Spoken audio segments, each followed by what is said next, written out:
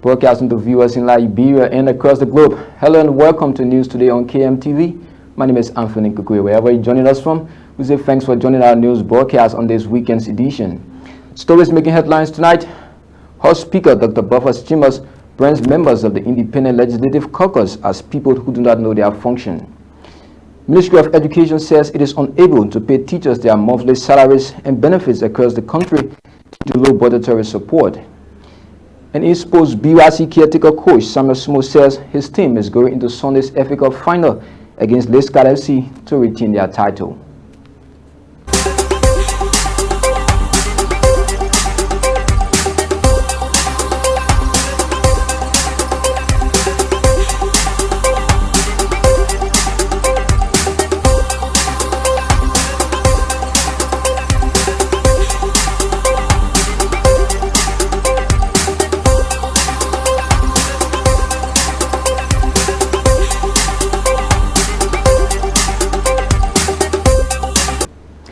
Welcome to KMTV News. The Network for Peace and Security Women in ECOWAS countries has released its independent observation findings on the June 7 protests in Monrovia. The Network for Peace and Security Women in ECOWAS countries is a regional body responsible for coordination and optimization of women's role in conflict prevention. The group said the assembly and conduct of both protesters and the joint security was peaceful throughout the day, but blamed the government for failing to receive the petition at 3 p.m. as agreed. Thus, Mobedol Harriet is the president of the organization, and she addressed the news conference in Monrovia today. NOPSWACO commends the Council of Patriots and the government of Liberia for their peaceful conduct during the day of the protest and observes the following. Number one, that the joint security presence was felt throughout the day at all points in Monrovia. That our observers saw security guards requesting protesters for identification cards and other forms of identifications such as T-shirts and citizen ID card. That the internet was blocked according to an independent source, netblock.com. That the government delayed to send representatives to receive the petition after it was agreed that the petition would be received at 3 p.m. in a joint meeting that was held by AU, UN, and ECOWAS with both parties. That the Council of Patriots then demanded that their compatriots who were remanded to prison be released because they had spent 48 hours beyond the statutory period without being charged, or that the charge given was a bailable offense. It was also noted that all regular road users were also diverted to Jalatan route. At the same time, the marching number of protesters were on the same route. That caused congested traffic. It was also observed that plainclothes armed personnel were seen in vehicles parked along at different intersections in unlicensed vehicles. At checkpoints, major businesses were closed, banks were open with high security presence. At the same time, the president of the Network for Peace and Security Women in ECOWAS countries has recommended the national government to continuously protect the essential rights of citizens and guarantee their access to information. That both parties must be overall commended for their restraint and commitment to peace of Liberia, and that the government of Liberia continue to ensure that the fundamental rights of citizens as enshrined in the Constitution of Liberia are followed. That access to information which is a precursor to all other fundamental rights guaranteed by the Constitution of Liberia and the Universal Declaration of Human Rights, as well as the African Charter on Human and People's Rights. Therefore, we call on the government of Liberia to in the future protect those rights of access to information as enshrined in the Constitution of Liberia.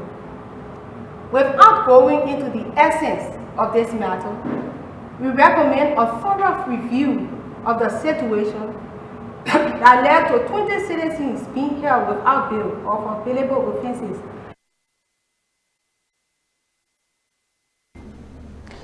Deputy Education Minister for Administration says limited budgetary support has rendered The ministry incapable of paying teachers across the country their monthly benefits and salaries. Deputy Minister Latin Datum told lawmakers the problem can only be mitigated through adequate budgetary allotment for the ministry. According to him, if more money is placed in the ministry's budget, it will enable them to employ more professional teachers across the country. The Deputy Minister made the request when he appeared before the House of Representatives on Tuesday. When we took over, we put some stopgap measures in place. Before we took over, partners were allowed to hire. We stopped that immediately, even though some people had already been hired. Nobody can transfer a teacher from anywhere now without the approval of the ministry. Many of those things that were done before, and we brought you, what we did was we brought you an analysis of what was in the old contract and what is in the new contract. We have it here for you, so you can see exactly some of the stringent measures we put in place since we took over in the last 1 year. If we put the $3 million in the budget, we will be able to solve our current problem. That doesn't mean we will be solving our total problem. What I mean about that is, if we pay everybody right now and put everybody on payroll and we are able to pay them, we still have a gap of new teachers we have to hire to put a teacher in every Liberian class. That gap is still existing. We need physical space to bring in some new teachers, qualified teachers. We are also in the process, Honorable Lawmaker, of going back and re-evaluating the entire system. We need to put more money in the budget. That's my only appeal. You give us the money, we don't do the job, then take any action. But as of now, we don't have the ability to pay the teachers that are in our classroom. Many of them have been volunteering. If you just joined, you're watching News Today, half an hour news presentation that brings you up to date with unfoldings in Liberia. We still have a lot more news coming up for you, including House Speaker Dr. Buffers Chimos brands members of the Independent Legislative Caucus as people who do not know their function. This plus many other developments all coming up right after this break.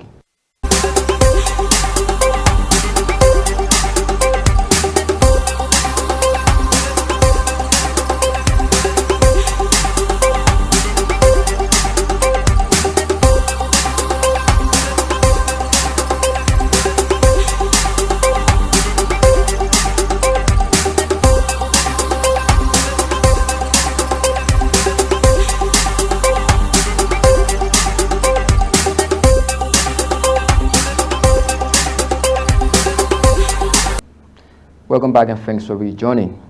House Speaker Dr. Buffers Chimos has branded members of the Independent Legislative Caucus as people who do not know their function. Dr. Chimos' statement was premised in the active involvement of some members in the Independent Legislative Caucus of the June 7 protest. He wondered why some lawmakers who leave their constitutional duties assigned to them and join the protest in the name of saving the state. Dr. Chimos spoke to legislative reporters on Capitol Hill. People, quote unquote, call themselves independent lawmakers should be, withdrawn. I said people who come and don't know their function. For instance, if you are a lawmaker, principally, when you look at the structure of democracy, you are the one to receive complaints and petitions and then articulate the concerns of your constituents or constituencies. You cannot be the one petitioning yourself. That is why you are paid for. This is a representative democracy. So if you want to be like with the people, then give another person the opportunity that when you come to demonstrate, they will receive your petition. So that is where I think it should be. You are paid to be here to receive complaints. Then you are going outside to bring complaint, So that, for me, that is a conundrum. If I'm wrong, then let me know. But I think this is why you have representative democracy. Not everybody will come here to form part of lawmaking, oversight, and representation.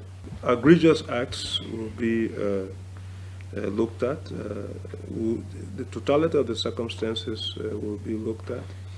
We don't intend for our colleagues to act, less dignified and with our prestige. Our rule 42 says that lawmakers should take, their work seriously and honorably, and work with respect and dignity everywhere. So we'll look at that. But the issue here is that we want everything to be done with the highest degree of sanity. Nimba County Representative Larry Yankwet has threatened unspecified action against Senator Prince Johnson if he refuses to apologize to him for what he calls false statement made against him. Senator Johnson, prior to the conduct of the June 7 protest, accused the Nimba County lawmaker of reasoning hiring ex-generals to participate in the June 7 protest. He said an ultimatum of 3 weeks is given to the senator to retract his declaration against him of his legal action. For a general, a former rebel leader that people knew, recruited a number of children in this country, a number of men and women, and fought along with him, who still has his control, who has been making a lot of threat that even if he were invited for war crime, he will fight, his people will fight for him. And we have been on many occasions on this very media to say that the country is not in cahoots with him on that statement. The country is a peaceful country. Country. I've made a call since I came that he has been given some time to retract the statement publicly and apologize to me. Otherwise, I will take an undisclosed step. That is known.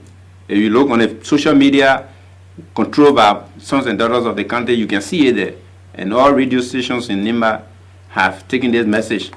And so what I'm trying to do now is that I'm going to document it to the chief elder of the country, the chairman of the chief and elder council, and the very women group that came, which I know they both of them spoke for their children. I'm going to write this letter to the chief elder and CC the women, the youth, student groups, telling on Senator Johnson, I will give him maximum 2 weeks, 3 weeks to retract the statement and apologize that apparently he was overwhelmed by the tension in the country. Nobody knew what was going to happen as a result of June 7, so he made a statement without knowing the implication, but he didn't actually mean what he said because there is no truism in what he said. And I'm going to reduce it into writing and serve it on the chief elders who had that meeting. And if he doesn't do that, I'm going to take an undisclosed step against him to put it on record for the first time.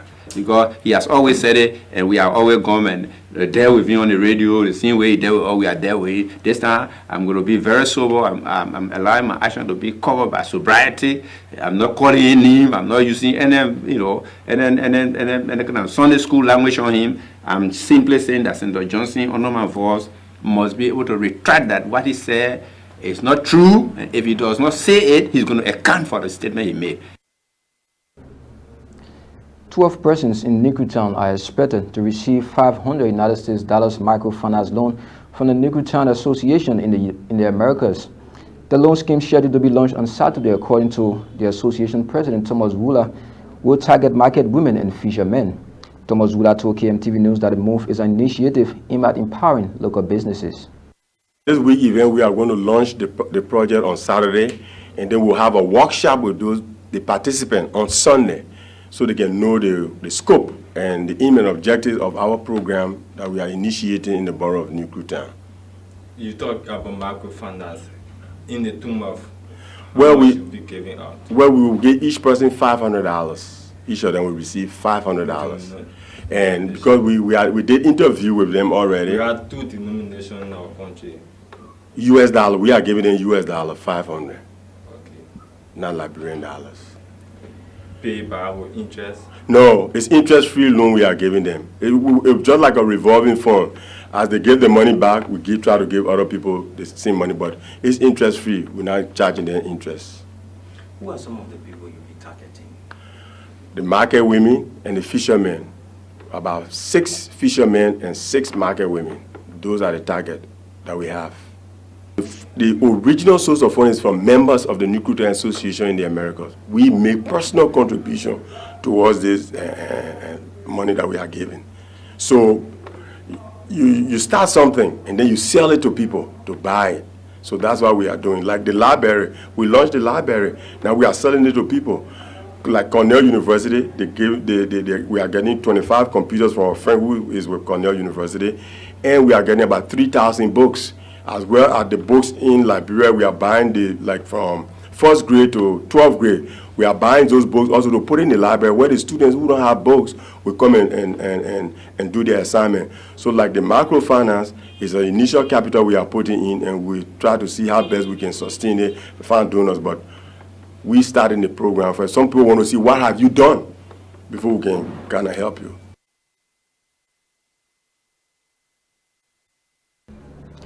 Where is Nathan? I will bring in your sports news on News Today.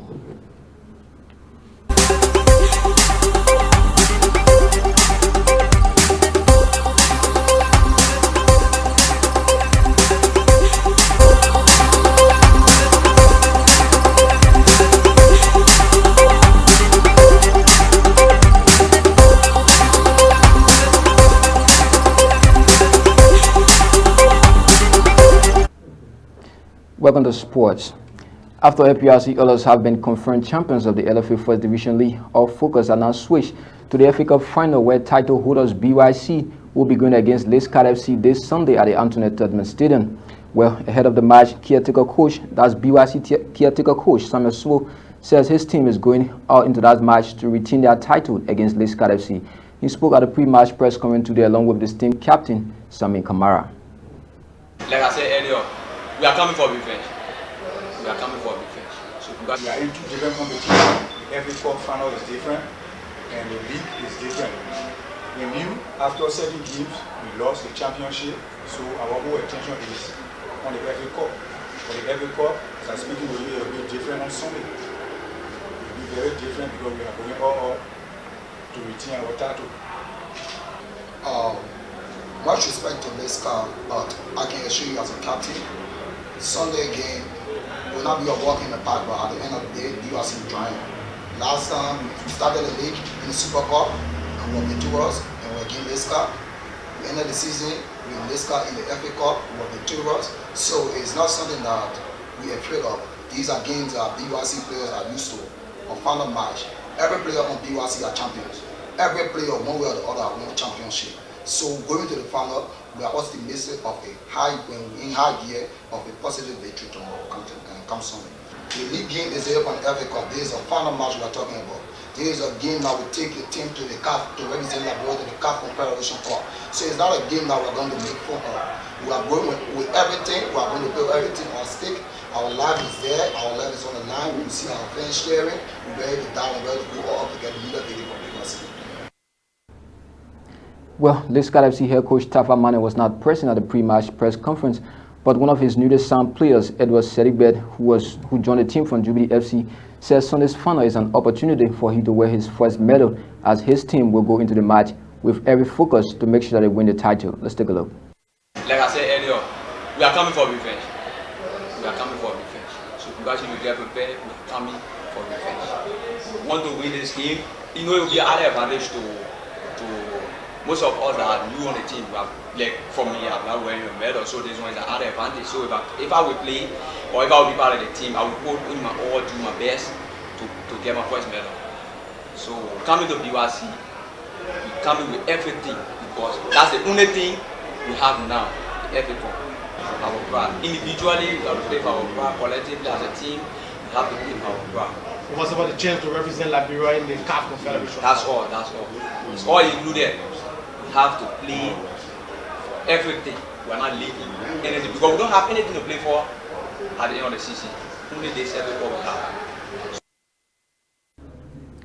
His player Edward Sedibed, who represented Lescott FC at the pre-match press conference. In the women football category, title holders F Angels will battle Blanco FC in the first match, and of course, those FA Cup final matches will be streamed live on KMTV from the Antoinette Todman Stadium.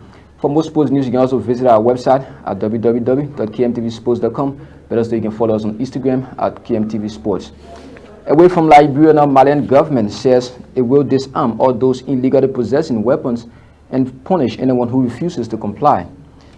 That's Mali president made a pledge on his visit to the site where 34 people were killed on Monday, 24 of whom were children. The death toll was initially reported at 95 but later reduced. The similar pledge was made by the Mali's president in March but have failed to disarm the militias. Well, those are the latest from our news center. Do join us on Monday for more developments. But before we go on tonight's edition, a recap of our headlines. House Speaker Dr. Buffer's chambers brands members of the Independent Legislative Caucus as people who do not know their function. Ministry of Education says it is unable to pay teachers their monthly salaries and benefits across the country due to low budgetary support. And his post BYC caretaker coach Samuel Smooth says his team is going into Sunday's Africa final against Lescott FC to retain their title. We say many thanks to you for joining our news broadcast. On behalf of the entire team, my name is Anthony Kukwe. Good night.